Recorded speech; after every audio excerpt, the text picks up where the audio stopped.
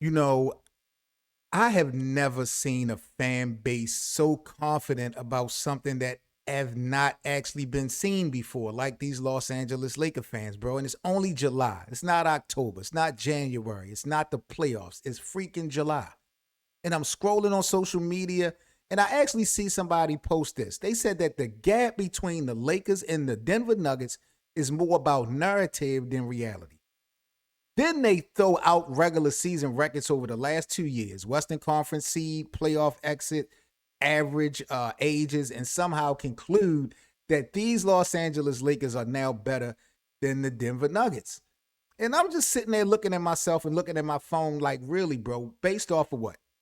This is exactly why I get frustrated running a Lakers podcast, not because people disagree with me, but because people don't even know what the hell they arguing about anymore. It's like they're arguing fantasy basketball. They are literally comparing a basketball team that doesn't exist yet to teams that have already built chemistry, gone through playoff wars, and proven they are. And somehow I'm supposed to take these opinions seriously from Laker fans. No, we got to keep that shit real, bro. We got to keep that shit a buck. You cannot compare this year's Lakers to last year's Lakers. You cannot compare this year's Lakers to the Denver Nuggets. You can't compare this year's Lakers to the Oklahoma City Thunder, the Houston Rockets. You can't compare the Lakers to the Minnesota Timberwolves because this Lakers team hasn't played one single minute together. When are y'all going to realize and accept that? Not one possession, not one defensive rotation, not one crunch time situation, not one playoff game, nothing. Yet somehow, some way, people already know that the Lakers are better. Y'all really should be ashamed of yourself, man. And some of y'all really need to be drug tested. And here's what makes it even funnier. It's like the same people using last year's statistics are the same people telling me this isn't last year's Lakers. Which one is it? Because I can't keep up with the gymnastics. Y'all can't say we're younger now, we're faster now, we're more athletic now, we're built around Luka now. And then y'all want to immediately turn around and use statistics accumulated by LeBron James and Anthony Davis, Rui Hachimura, Marcus Smart, and an entirely different roster. Y'all are being very dishonest in y'all arguments and y'all debates. You're literally combining two different basketball teams into one argument. That's like saying my new car is faster because my old car won races. That don't make no sense, bro. Those races belong to a different vehicle. And here's another thing that drives me crazy about Laker fans. Ask the average Laker fan to explain every new player on this roster. Not Google, not ESPN, not a podcast that they watch. Them. Ask them if they can explain Quentin Grimes' defensive strengths. Can they explain Walker Kessler's weaknesses defending in space? Can they explain why Mamu fits defensively and offensively? Can they explain what lineups maximize Luka? Can these Laker fans explain transitional defense? Can they explain weak side rotation? Can they explain off-ball movement? Most of these new Laker fans cannot. They don't know. All they know is headlines. All they know is graphics. All they know is tweets. All they know is charts. But basketball, real basketball, boys and girls, that's a different conversation. I saw somewhere else on social media, somebody post that the average age for the Lakers starting five went from 31 to like 26 years of age. And I mean, that's cool. But you know what age don't guarantee y'all? Winning basketball games. Youth does not automatically equal chemistry. We've had this conversation before. Youth doesn't automatically equal basketball IQ. It doesn't automatically equal playoff composure. Youth doesn't automatically equal defensive discipline. Being younger doesn't make you champions. Playing better basketball makes you a champion. And another thing, I'm sitting around and everybody keeps saying that the Nuggets are old and they slow, they declining. And, maybe this team used to give us nightmares. I feel like at the end of the day, Jokic and them, they've earned more respect than projection. They have somewhat built an identity even though they've fallen off. The Lakers are still trying to discover theirs. It's a huge difference right there. And I'm not trying to be disrespectful, but that's just the reality. And Laker fans really lose me the most because they become so obsessed with comparing. Every conversation is, are we better than this team or are we better than that team? And I'm like, yo, who cares? The Lakers don't even know who they are yet. Just keep it honest. Like, forget comparing yourself to the competition. You got to compare yourself to expectations at this point. That's the real conversation Laker fans should be having with each other. Can Luka Doncic become a full-time leader in Los Angeles? Can his coaching staff establish offensive and defensive accountability? Shit like that. Can the roster stay healthy? Can new additions complement one another on this team? Can they defend without fouling so much? Can they win close games? Can the rebounding improve? I mean, can they execute late? The list goes on and on and on when we talk about unanswered questions with these Los Angeles Lakers, but they are real basketball questions. You know, not our average age is lower. Congratulations.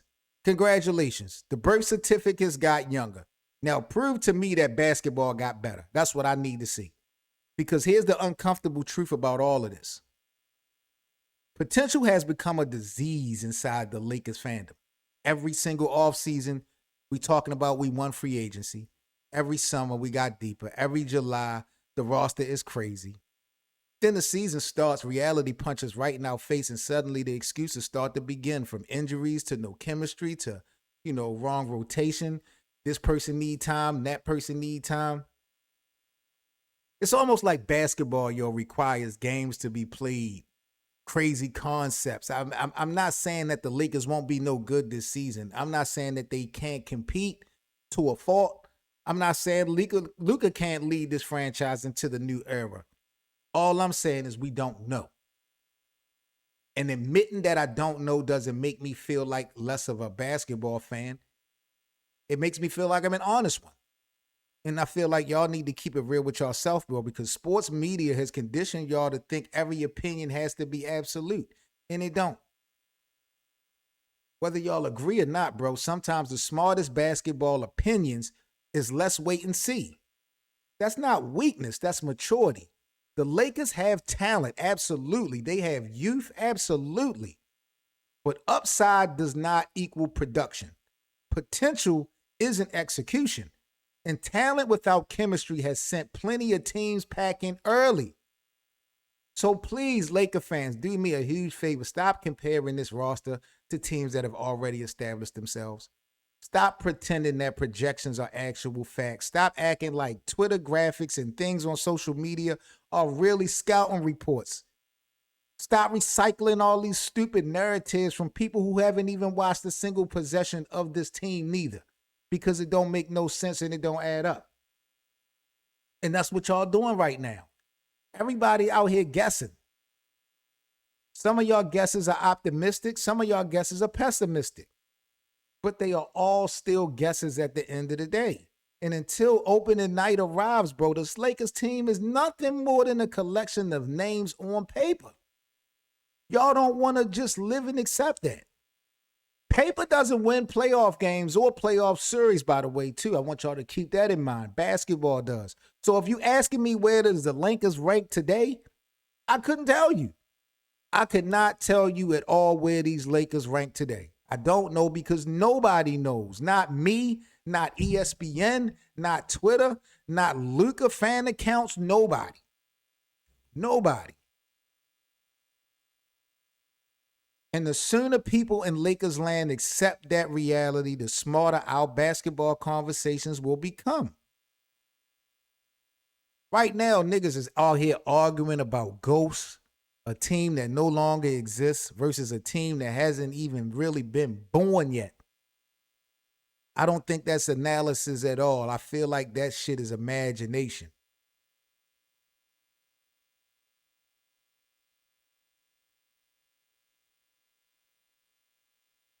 And if I want to take this conversation to an even deeper level, I'm starting to feel like this is a modern NBA fan problem, not just a Lakers problem anymore, if you want to really take it there. Somewhere along the way, basketball conversations stopped being about what actually happened on the basketball court, and it started to become simulations in people's heads. Fans don't really evaluate basketball anymore, it seems like to me. They feel like they evaluate the possibilities. And those are two completely different things. Think about how many times, bro, you've heard somebody say something like, if this player takes the next step, or if this guy stays healthy, or if the chemistry works, or if the defense improves, shit like that. Like a whole bunch of ifs. To me, basketball conversations today are built on conditions instead of evidence. And that's when somebody has to ask for proof. The response is always going to be just wait. No, I'm not feeling that, bro. That's not how it should go. You don't get to make definitive statements in today's game about today's game and then tell people to wait until tomorrow when somebody challenges. If your confidence, bro, is based on something that you haven't seen yet, then what are you offering as an analysis? It's hope. And hope isn't a scouting report. This is why I laugh every single time I see Laker fans ranking this team in July like they reading the final standings instead of making predictions. The NBA has humbled every fan base that crowned itself champions in the offseason. It never fails. Every single one. We've watched super teams fail. We watched projected lottery teams make conference finals. We watched championship favorites lose in the first round. We've watched 8th seeds eliminated 1 seeds. We watched injuries completely rewrite seasons overnight, bro. Basketball is too unpredictable to speak in absolutes before training camp even begin. Yet somehow we got these Laker fans who have convinced themselves this year is going to be different. And then people keep using Luka's greatness as if greatness automatically solves every basketball problem. I got news for you. It don't. Luka is definitely one of the best basketball players on the planet. Nobody is debating that. Nobody is denying that. But basketball has never been won by one player existing. Not with Michael Jordan, not with Kobe Bryant, not with LeBron James, not with Jokic, not with Steph Curry. Every single superstar in this game needed teammates to understand their roles, sacrifice the touches, defend consistently, communicate, and develop chemistry over months, not Twitter spaces. Luka isn't walking into LA carrying some type of magic wand. He walking into a new locker room, a new coaching philosophy, new teammates, new expectations. There's new pressure, and he asked for it. I feel like, even greatness has an adjustment period, y'all. And pretending otherwise isn't really respecting Luka.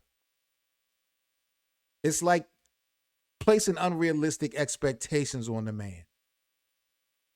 And then let's talk about something else with these Lakers. Let's talk about another dangerous habit Laker fans have seemed to develop. Confusing talent with fit. Fit and talent are not the same thing, y'all. I mean, you can assemble 5 really good players and still have a flawed basketball team. We've seen it happen repeatedly throughout NBA history. Rebounding matters. Spacing definitely matters. I mean, look. One thing I'll say, and here's what separates smart basketball fans from emotional basketball fans. Smart basketball fans ask questions. Emotional basketball fans announce conclusions. A smart fan will say, I wonder how this lineup will defend against elite guards. An emotional fan will say some shit like, we locking everybody up. A smart fan would say, I wonder if this bench can survive non-Luka minutes. An emotional Laker fan to say some shit like, our depth is elite. Do you see the difference, bro? Smart fans recognize uncertainty. Emotional fans confuse confidence with knowledge. Those are completely different mindsets, bro. This is why I challenge Laker fans instead of feeding them comfort. Because my responsibility as someone with a platform isn't to tell people what they want to hear. It's to make them actually think. If every episode that I did ended with, the Lakers are winning in the West, or the Lakers are contenders, or the Lakers are stacked, all types of shit like that, what exactly am I analyzing at the end of the day? Nothing. I'm just participating in the fan fiction. And y'all know that ain't me. That's not how we give it up here on Lakers land. Real analysis, real talk requires uncomfortable conversations, and we have them all the time. Real analysis requires saying, I don't know if this works or not. I need to see. Let's evaluate this shit after 20 games. That's basketball. Everything else you hear and see is all about marketing, bro. And maybe that's the biggest issue of all. It's like Laker fans have unknowingly become marketers for teams they don't work for. Every single offseason, they selling the optimism. Every preseason, they advertising championship expectations. Every regular season, Laker fans, they defend every flaw. And when reality arrives, they blame everybody except the unrealistic expectations that they put on themselves from the jump. That's the cycle. And it's starting to get exhausting. So here's my challenge to Lakers fans. Stop trying to predict the ending before you watch the damn movie. Can we do that? Try to watch possessions instead of highlights. Try watching defensive rotations instead of points. Watch communication instead of celebration. Watch who boxes out. Watch who runs in transition. Watch who sacrifices the most. Watch who complains the most. Watch who on this Laker team adjusts after losing, because those little details tell you infinitely more about a championship team than any July tweet could ever tell you. Championships will and never, ever be built inside of graphics. Championships are built through habits, bro. And habits are developed every single day, nonstop. And then until this new Lakers team builds some of those habits together as a unit, they're exactly what they should be viewed as, an intriguing basketball experiment, not a guaranteed contender, not a guaranteed disappointment. Just an experiment at this time because there's so much unknown. And to me, that's just an honest answer. And honestly, basketball deserves more honesty than hype. Y'all doing a lot of hype in this Lakers team up, and y'all don't have nothing to go off of it. And hype expires sooner than later. Reality never expires. This is Seven Mitchell here with Lakers Land. Y'all let me know what y'all think about what y'all have been seeing from our fellow Laker fans. Are they being really delusional? Are they being optimistic? Do they have a right to be optimistic with this new Lakers team? Or am I just being too hard on Lakers Land, man? Because I just don't like what I see, and y'all know I'm going to call it out each and every time, man. Like, comment, and subscribe. Let me know in the comment section what y'all think about Laker fans, man, because I really, really, really, really, really feel like they are actually delusional. Very delusional. I'll catch you guys on the next episode. Stay safe.